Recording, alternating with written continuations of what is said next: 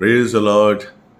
यीशु मसीह के पवित्र सामर्थ्य नाम में मैं आप सभी का स्वागत करता हूं और मैं धन्यवाद देता हूं उस पिता परमेश्वर का, क्योंकि वो बहुत अच्छा है, बहुत भला है और उसकी महिमा सदा की है। उसने हर चीज हमारे सुख के लिए बनाई है, हमारा हर रिश्ता सुख के लिए बनाया है। Praise the Lord. हमें जो माँ बाप से एक रिश्ता मिलता है वो तो परमेश्वर ने हमको दिया ही है, लेकिन कई ऐसे रिश्ते हैं जिन्हें हमें बड़े होके चुनना पड़ता है।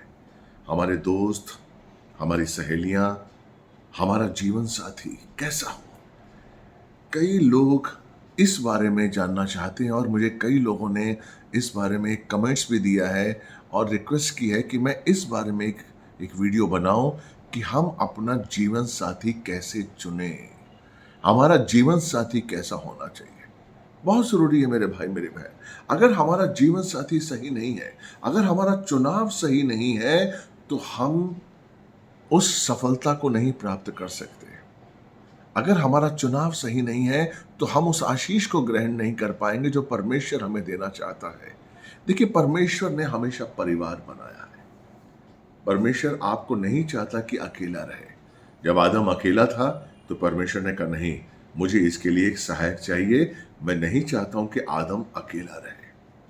अकेले जब आप रहते हैं तो शैतान आपके जीवन में काम कर सकता है, लेकिन इसीलिए अच्छी संगति, अच्छी पत्नी, अच्छा पति अगर आपके जीवन में आता है तो आप मिलकर एक मन एक दृष्टिकोण के संग परमेश्वर की महिमा करते हुए आगे बढ़ सकते हैं। लेकिन वहीं अगर गलत पत्नी आ गई आपके जीवन में, अगर गलत आपने राय ली और गलत तरीके से निर्णय लेकर गलत जल्दबाजी में किसी से शादी कर ली, चाहे वो लड़की है चाहे लड़का हो, तो आपको झेलना पड़ता है और आप दुखी हो जाते हैं। और मैंने कई शादियां टूटते हुए देखी हैं। मैंने कई देखे हैं कि लोग रिवर्स हैं, पास्टर्स की बेटियां हैं लेकिन वो सही टिक नहीं पा रही हैं। कई विश्वासी हैं लेकिन वो सही तरीके से अपना जीवन निभा नहीं पा रहे हैं। Praise the Lord, hallelujah. और ऐसे में क्या होता है कि इंसान दुख में, निराशा में, चिंता में अपने जीवन को बिताता है। वो सुख नहीं भोग पाता है जो एक पत्नी का, एक पति का सुख होता है, जो बच्चों का सुख होता है। क्यों? क्योंकि आपका चुनाव सही नहीं है। अब बाइबल बताती है हमें कि हमें चुनाव कैसे करना है। तो मैं आज इसी बातों पर आपका ये प्रकाश डालने की कोशिश करूंगा कि आप जीवन साथी को कैसे चुने। बहुत जरूरी है कि हम वो चुनाव करने जा रहे हैं जो हमारा जीवन साथी हो। Praise the Lord. इसलिए ये चुनाव हमें जल्दबाजी में नहीं करना है। पहला पॉइंट तो ये है कि हमें जल्दबाजी नहीं करनी है। कभी कभी होता है, हम शादी के लिए जब तैयार होते हैं और कोई लड़की हमें अच्छी लगने लगती है, होता है, हर एक के संग होता है। कोई लड़का हमें अच्छा लगने लगता है और इमीडिएट हम चाहते हैं कि साहब शादी हो जाए। बिना सोचे, बिना समझे, बिना जाने, बिना प्रार्थना किए हम उसको अपना दिल दे देते हैं। हम उसके साथ वाचा बांध देते हैं अपने मन ही मन में कि वो मेरी पत्नी है या वो मेरा पति है। और यही हम सबसे बड़ी गलती करते हैं। परमेश्वर ने आपको चुना है और अपनी समानता, अपने स्वरूप में, और सबसे पहले परमेश्वर चाहता है कि उसका स्वभाव आप में आए। मेरे भाई मेरी बहन, अगर आपकी पत्नी का स्वभाव परमेश्वर जैसा नहीं है, अगर आपकी पत्नी या आपके पति के पास वो स्वभाव नहीं है जिसे आप चाहते हैं, या जो स्वभाव नहीं है जिससे मिलकर परमेश्वर की सेवा हो सकती है, या वो स्वभाव नहीं है जिसमें दीनता और नम्रता और धीरजपन अगर नहीं है, तो आप आशीष नहीं प्राप्त कर सकते। इसीलिए आजकल का जो रिलेशन है उसको हम इनफैचुएशन कहते हैं। इमीडिएट अट्रैक्शन, इमीडिएट, उसकी खूबसूरती पर, उसकी हंसी पर, किसी भी चीज पर हो सकता है, और हम इमीडिएट अट्रैक्ट होकर हम समझते हैं कि वो हमारे जीवन का एक हिस्सा है।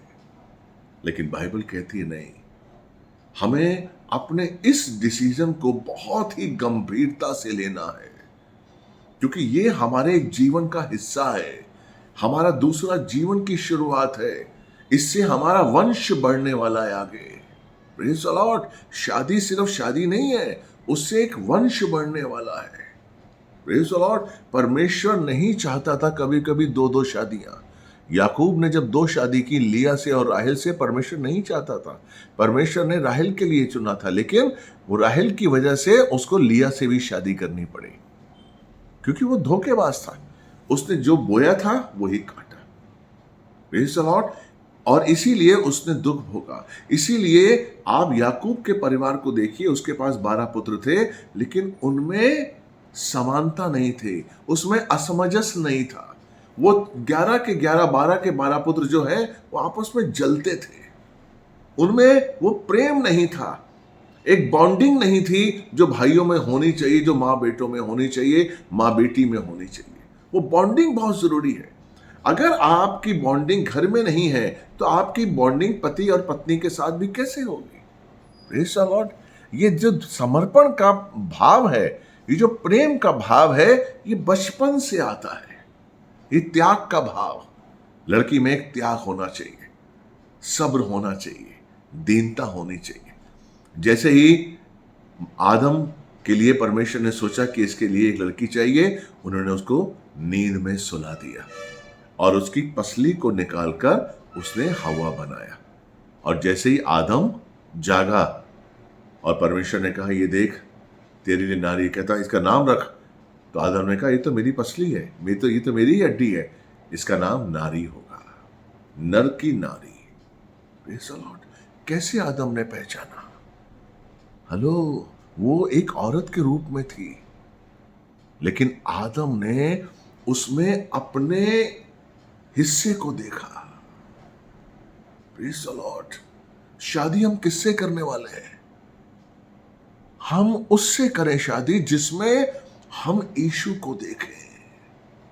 अगर यीशु नहीं है किसी भी लड़के लड़की में, चाहे वो कितना भी बड़ा होनहार क्यों ना हो, चाहे आपका जो लड़का है वो कितना भी बड़ा होनहार है, अगर यीशु है, अगर यीशु की उपस्थिति है, अगर वो स्वभाव है, अगर वो चरित्र है जो यीशु मसीह में है, तो हम उस लड़की का और उस लड़के का चयन कर सकते हैं। Praise the Lord. इसीलिए बाइबल में लिखा हुआ है, 2 कुरिन्थियन 6:14 में साफ साफ लिखा हुआ है, पढ़िए बेटा। अविश्वासियों के साथ असमान जुए में न जतो। असमान जुआ, बोझ, एक असमान वाचा जिसमें समानता नहीं है। अगर आप अन्य जाति के लोगों से शादी करते हैं तो आप असमान जुए में जुटते हैं। कैसे? क्योंकि उनको परमेश्वर के बारे में पता ही नहीं है, वो प्रभु के बारे में नहीं जानते, वो प्रभु के स्वभाव के बारे में नहीं जानते, वो प्रभु के प्रेम के बारे में नहीं जानते। कई बार ऐसा होता है, हम वो लड़की को चुनते हैं जिसमें प्रभु का स्वभाव नहीं होता है, या जिसने बपतिस्मा नहीं लिया होता है, और हम प्यार कर बैठते हैं और हम ये अपने बारे में सोचते हैं कि नहीं, मैं इस लड़की को, जो मेरी होने वाली बीबी है या हो चुकी है बीबी, उसको ढाल लूंगा। नहीं मेरे भाई, आप और मैं किसी को नहीं बदल सकते, बदलने वाला परमेश्वर है। मैंने ऐसे कई विवाहित ऐसे संबंध देखे हैं, मैं आपको एग्जाम्पल दे सकता हूं, जिसमें एक लड़की जब किसी की बीवी बनकर आई, यहीं पर औरंगाबाद में वो लोग हैं, किसी की बीवी बनकर आई और वो तीनों बहनें थी, बेचारी बहुत खुश थी, मुझसे प्रार्थना लेती थी। जैसे ही उस लड़के के लिए लड़की का चुनाव हुआ और उन्होंने बताया कि उसने बपतिस्मा नहीं लिया है, वो नहीं जानती है, लेकिन वो कह रही है कि मैं प्रभु को मानूंगी, और ये उसके कहने पर उन्होंने उससे शादी कर ली। वो परिवार बहुत सुखी था, पिता नहीं था, माँ थी और 3 बच्चे थे, और तीनों उस पर आधारित थे, यानी कि भाई कमाता था और तीनों बहनें उस पर आश्रित थीं। लेकिन जैसे ही भाभी घर में आई, उसने 2 टुकड़े कर दिए घर के, भाई को लेकर चली गई, और वो तीनों बहनें बेचारी रोती थी। कितनी बार मुझे फोन आया और कितनी बार मैंने उन्हें समझाया कि नहीं, शादी जल्दबाजी का नतीजा नहीं होना चाहिए, हमें समझना चाहिए, हमें सोचना चाहिए, हम प्रभु में हैं, इसलिए असमान जुए में मत जुतो। अगर आप मान लीजिए एक किसान हल चला रहा है और एक जुए में बैल है और एक में बकरी है, एक में गधा है, तो क्या वो बैल जोत पाएगा? नहीं जोत पाएगा, क्योंकि असमान है, उसका मेल नहीं है। आज नहीं तो कल नहीं, आपका जब मेल नहीं होगा, आमोस 3:3 में इसी बात को परमेश्वर ने कहा है, आज अगर आप दोनों का मेल नहीं है, अगर मन नहीं मिलता है, तो आप कैसे आगे बढ़ेंगे? मान लीजिए आप प्रभु में हैं और आप किसी लड़के से या लड़की से शादी करना चाहते हैं। आप प्रभु में बहुत ज्यादा बड़े हैं, अच्छे हैं, और सामने वाली जो लड़की है वो कम है। लेकिन अगर आप ये देखते हैं कि लड़की कम है लेकिन इसमें आग है, ये बढ़ना चाहती है, ये समझना चाहती है, ये समर्पण में ये प्रभु के प्रेम को समझती है, तो आप कदम आगे बढ़ा सकते हैं। Praise the Lord. क्योंकि उसके अंदर कोई भी संपूर्ण नहीं है, कोई भी पूरा नहीं है, कोई भी सिद्ध नहीं है, सिर्फ यीशु मसीह के अलावा। हम सिद्धता की ओर हमें बढ़ना है, लेकिन कैसे बढ़ेंगे? जब हम एक मन एक दृष्टिकोण के साथ आगे बढ़ेंगे। इसलिए आमोस 3:3 में क्या लिखा हुआ बेटा? यदि दो मनुष्य परस्पर सहमत न हो तो क्या वे एक संग चल सकेंगे? आमीन। परस्पर सहमत ना हो, अगर आपकी सहमति नहीं है, प्रेज़ द लॉर्ड, जितना प्यार आप करते हैं यीशु से, अगर आपकी पत्नी नहीं करती है, जिस तरीके से आप प्रार्थना करते हैं यीशु के लिए, और अगर आपका पति नहीं करता है, तो आपकी सहमति एक नहीं है। आपका गोल तो एक है, लेकिन गोल पे पहुंचने के लिए आपके जो उतावलापन है, जो आपके अंदर शक्ति है, जो प्रेम है, वो बहुत कम है। एक का ज्यादा, एक के अंदर कम है, तो आप कैसे आगे चलेंगे? नहीं चल पाएंगे। Praise the Lord. इसलिए बहुत जरूरी है कि हमारा मन एक हो, हमारे मन में यीशु है। इसीलिए सबोपदेशक 4:12 का कहता है कि दो डोरियों के बीच में तीसरी डोरी होनी बहुत जरूरी है। हालेलुया। पढ़िए बेटा। यदि कोई अकेले पर प्रबल हो तो हो, परंतु दो उसका सामना कर सकेंगे। जो डोरी 3 धागे से बटी हो वो जल्दी नहीं टूटती। आमीन। जो डोरी 3 धागे से बटी हो वो जल्द नहीं टूटती। इसका मतलब क्या है? 2 डोरियां कौन हुई? पति और पत्नी। तीसरी डोरी कौन हुई? यीशु। अगर आपके साथ यीशु है तो आपकी शादी नहीं टूटेगी, आपका संबंध नहीं टूटेगा।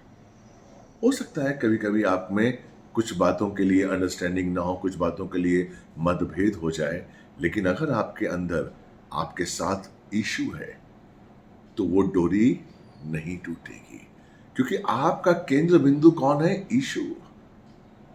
चाहे पति हो चाहे पत्नी हो, आपका केंद्र बिंदु यीशु है। इसलिए जब यीशु आपके साथ है तो आप दोनों एक रास्ते पर चल सकते हैं। तो आप जिससे शादी करने वाले हैं, क्या उसके साथ यीशु है? क्या उसमें यीशु है? क्या वो यीशु के लिए अपने जीवन को सर्वस्व मानती है? या जिससे आप शादी कर रहे हैं, क्या वो आपका जो लड़का है वो यीशु में समर्पित है? Praise the Lord. कभी कभी एक चीज और भी मैं देखता हूं, हम शादी के लिए लड़की ढूंढते हैं। मेरे पास कई फोन आते हैं कि पास्टर मुझे अच्छी लड़की चाहिए। कैसी लड़की चाहिए भाई? समर्पित हो, चर्च में अच्छी तरह से रहे, बाइबल का वचन आता हो, प्रार्थना आता हो, घर के काम में दक्षता हो, अच्छी लड़की हो। ठीक है, वेरी गुड। आपने अपना एक लिस्ट दे दी कि मुझे ऐसी लड़की चाहिए। लेकिन मैं आपसे पूछता हूं, क्या आप सच्चे मसीह हैं? क्या आप जो मांग रहे हैं आप हैं समर्पित पूरी तरीके से? क्या आप पूरी तरीके से प्रार्थना में हैं? क्या आप पूरी तरीके से विश्वासी हैं? क्या आप पूरी तरीके से वचनों को समझते हैं और उस पर चलते हैं और पढ़ते हैं? प्रॉब्लम कहां होती है? हम जब मांगते हैं तो हम बहुत कुछ मांगते हैं, लेकिन हम खुद उस काबिल नहीं होते हैं। तो जब वो लड़की आपके जीवन में आती है, उसने आकर अपना समर्पण आपको दिया कि वो समर्पित है, लेकिन जब वो घर में आती है और देखती है कि इस मेरे पति ने जो कुछ मांगा था मैं इसको दे रही हूं, तो उसको भी तो मिलना चाहिए। क्या उसको मिल रहा है? क्या वो उसको प्यार मिल रहा है? क्या वो उसका समर्पण मिल रहा है? क्या वो देख रही है आप में यीशु को? Praise the Lord. लेकिन बाइबल में एक चीज और भी कही गई है। अगर मान लीजिए आपका पति ऐसा है जो नहीं संभल रहा है, तो देखिए बाइबल को समझना बहुत बहुत बहुत जरूरी है और मुश्किल भी है। इसीलिए उसके जो वचन है, दो धारी तलवार है। इसमें लिखा हुआ पहला पतरस 3:1 से अगर हम पढ़ेंगे तो आराम से वहाँ यहाँ पति पत्नी के बीच में बात की गई है। पति पत्नी के बारे में समझाया गया है कि अगर मान लीजिए आपका जो पति है वो नहीं जानता है, वो पूरी तरीके से प्रभु में नहीं है, और आप पत्नी बन के आ गई हैं, तो आपका क्या रोल होता है। पढ़िए बेटा। हे पत्नियों, तुम भी अपने पति के अधीन रहो, इसीलिए कि यदि इनमें से कोई ऐसे हो जो वचन को न मानते हो, तो भी तुम्हारा भय सहित पवित्र चाल चलन को देखकर बिना वचन के अपनी अपनी पत्नी के चाल चलन के द्वारा खींच जाए। आमीन।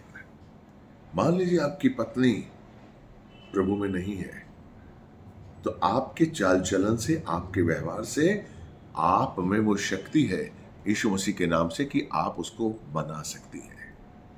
आपका पति ऐसा नहीं है तो आपके स्वभाव से सही लड़की अगर मसीह है, वो लड़ाई नहीं करेगी, वो समर्पित होगी, वो धीरजवंत होगी। तो जिससे आप शादी करने वाले हैं, क्या वो धीरजवंत है? क्या उसके अंदर 9 फल जो हैं पवित्र आत्मा के वो काम कर रहे हैं? हो सकता है वो 9 के 9 फल संपूर्ण ना हो, लेकिन कहीं ना कहीं उन फलों की झलक तो होनी चाहिए।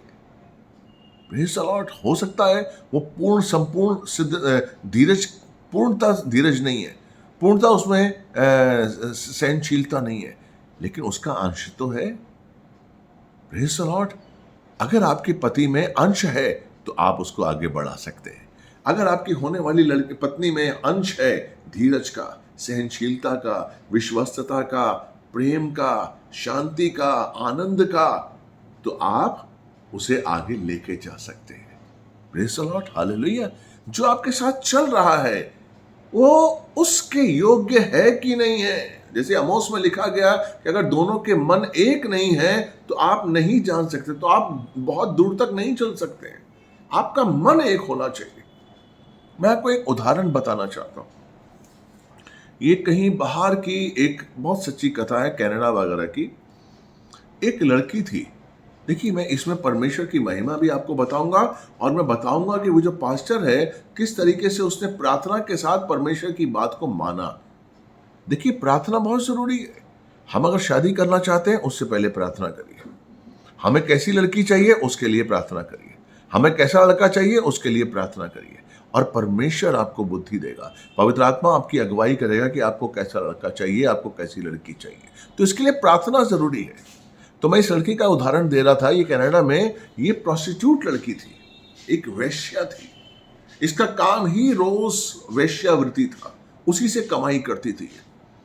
और ये हर 2 महीने के बाद इसका गर्भाशय यानी कि वो जो बच्चा गिराते हैं ना, हालेलुया, वो बच्चा गिराती थी ये हर 2 महीने के बाद, क्योंकि इसके संबंध बनते थे और बच्चा गिराती थी।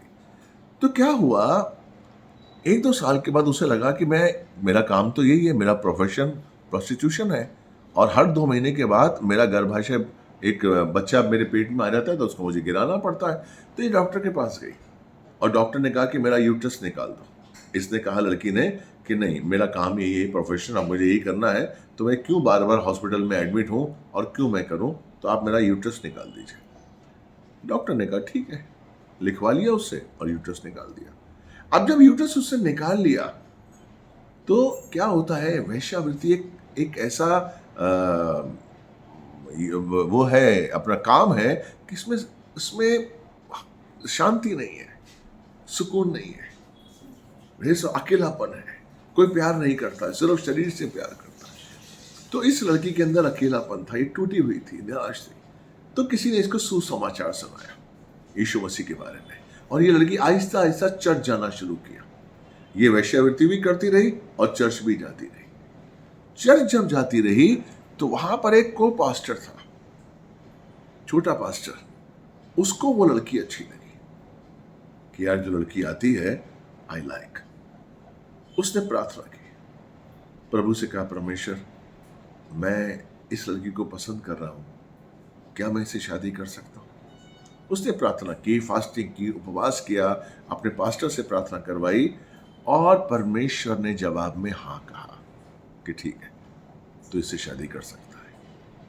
अब वो लड़का उस लड़की के पास आता है कि भाई, अब वो चर्च आती थी तो एक दूसरे को जान गए थे कि ये पास्टर है और वो एक मिलते थे। तो वो बोला कि मुझे आपसे बात करनी है।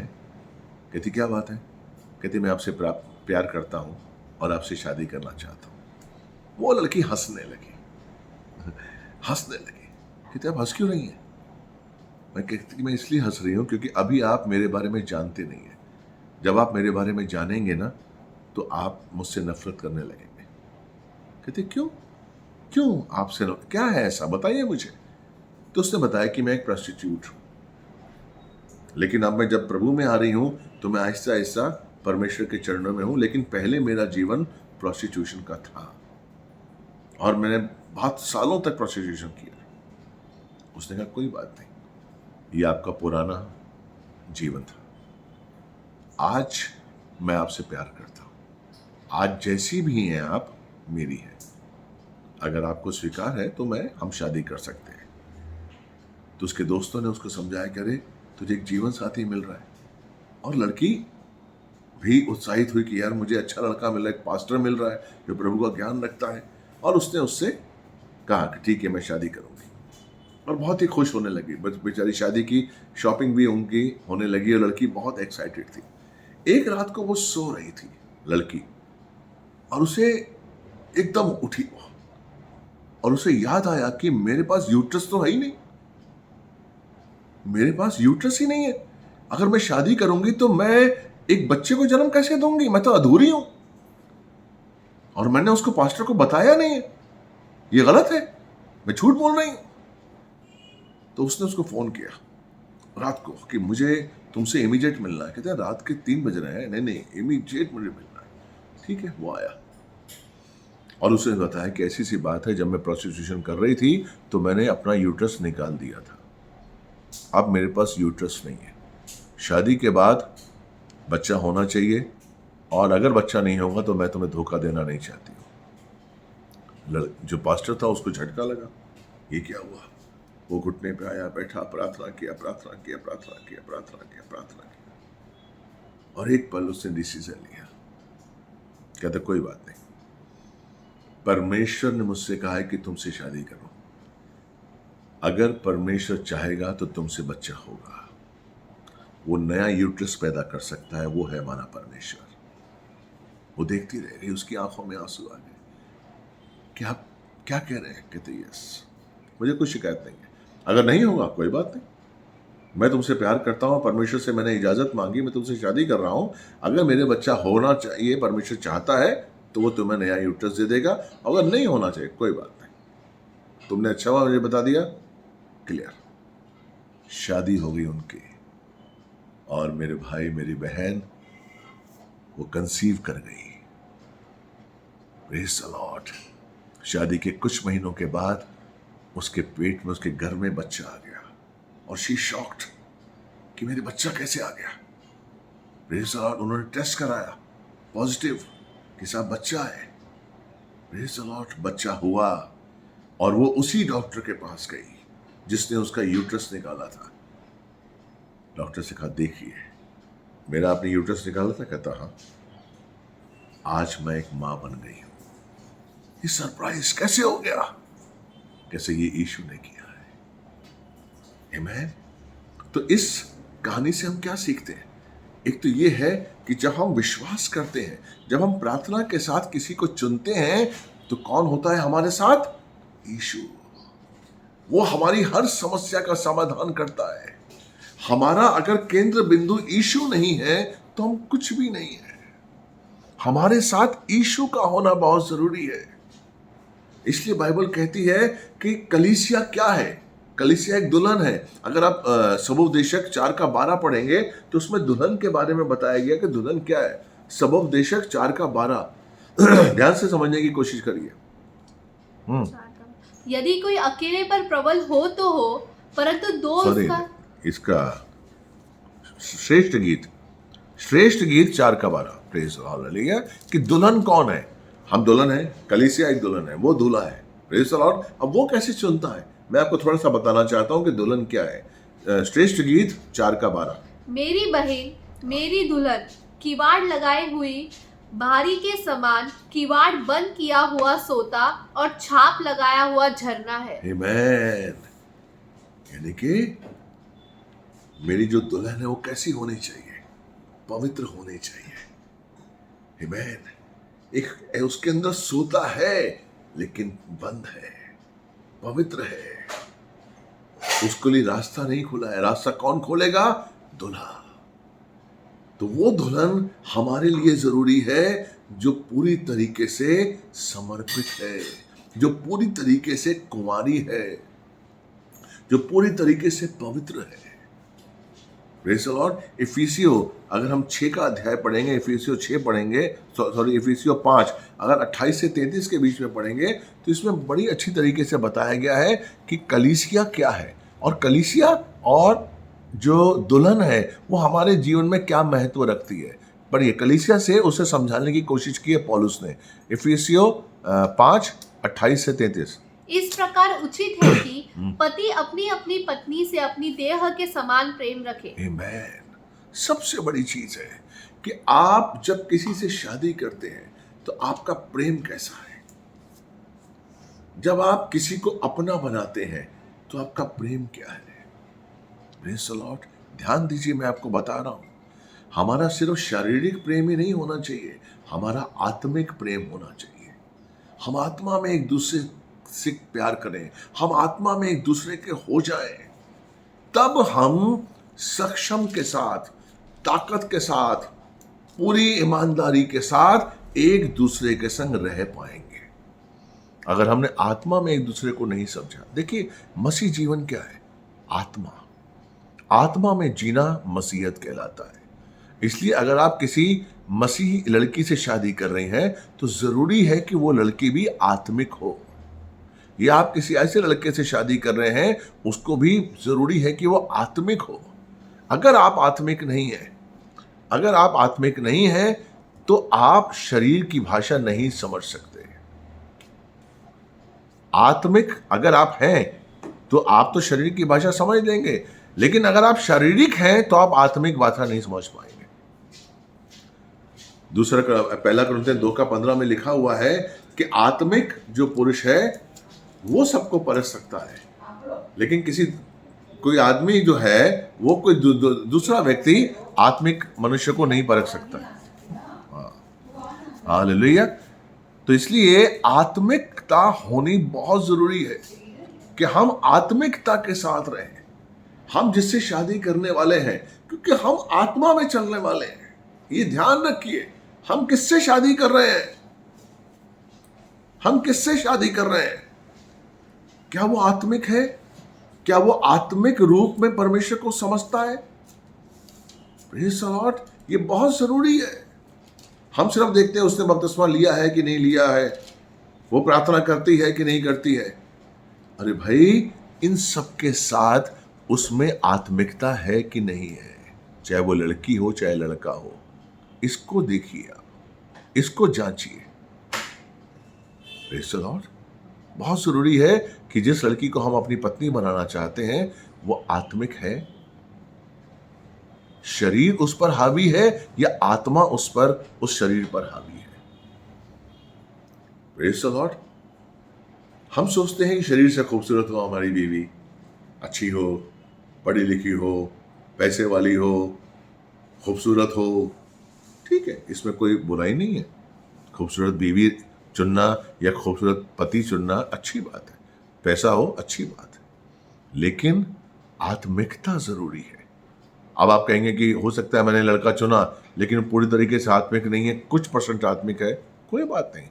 आप ये देखिए कि वो जो कुछ परसेंट आत्मिक है, क्या वो आत्मिकता की ओर बढ़ रहा है कि नहीं बढ़ रहा है। अगर वो बढ़ रहा है, ओके। अगर वो लड़की आत्मिकता की ओर बढ़ रही है, ओके। अगर उसे आत्मिकता की समझ ही नहीं है तो वो ना वचन को समझ पाएगी, ना यीशु को समझ पाएगी, ना यीशु के प्यार को समझ पाएगी और ना ही यीशु के त्याग को समझ पाएगी। देखिए, पति पत्नी का एक होने का मतलब है कि हम परमेश्वर के संसार में आगे बढ़ें, परमेश्वर के लिए हम एक हो जाएं और उसके लिए, उसके राज्य की बढ़ोतरी के लिए हम काम करें। हमारा पति पत्नी का बनने का ये नहीं कि हम अपना संसार बनाएं। पति पत्नी बनने का मतलब ये नहीं कि हम अपने संसार को लेकर चले, नहीं, हम अपने लिए नहीं है, हम प्रभु के लिए हैं। 1 कुरिन्थियों 6:19 कहता है कि तुम पवित्र आत्मा के मंदिर हो, पवित्र आत्मा तुम में वास करता है, लेकिन तुम अपने नहीं हो। इसलिए मेरे भाई, हम अपने लिए नहीं हैं। आप उस लड़की का चुनाव करिए, अगर आपको शादी करनी है, कि वो लड़की क्या आपका मसीहत में, आपकी जो सेविकाई है उसमें आपका साथ देगी। Praise the Lord. क्या वो समाज के सामने खड़े होकर बोल सकती है कि मैं यीशु की ही हूं, सिर्फ यीशु ही मेरा प्रभु है? क्या आपको लगता है कि जब आपके बच्चे होंगे तो उन बच्चों को वो प्रभु की शिक्षा देगी? बहुत जरूरी है। हमें ऐसा परिवार चाहिए, हमें वो परिवार चाहिए। हम जब शादी कर रहे हैं तो हम उस परिवार को लेकर चल रहे हैं जो सिर्फ और सिर्फ परमेश्वर का हो, जो सिर्फ और सिर्फ परमेश्वर की बात सोचे।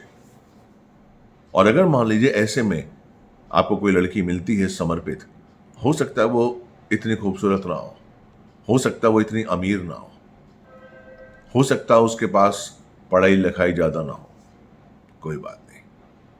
अगर उसका स्वभाव प्रभु में है, शादी कर लीजिए। लेकिन अगर उसके पास पैसा है, खूबसूरत है, पढ़ी लिखी है, लेकिन अगर स्वभाव प्रभु का नहीं है तो आप मुश्किल में आ जाएंगे। Praise the Lord. उसके मन की खूबसूरती को देखिए, तन की खूबसूरती से ज्यादा मन की खूबसूरती को देखिए। Praise the Lord.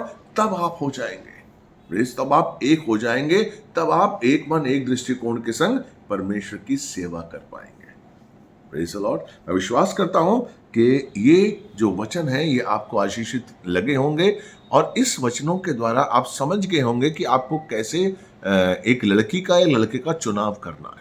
सबसे पहले प्रार्थना करिए और प्रार्थना में अपने आप को जांचिए कि जो मैं मांग रहा हूं, मैं एक ऐसी लड़की मांग रहा हूं कि जो बहुत अच्छी हो, खूबसूरत हो, विश्वासी हो, क्या मैं हूं?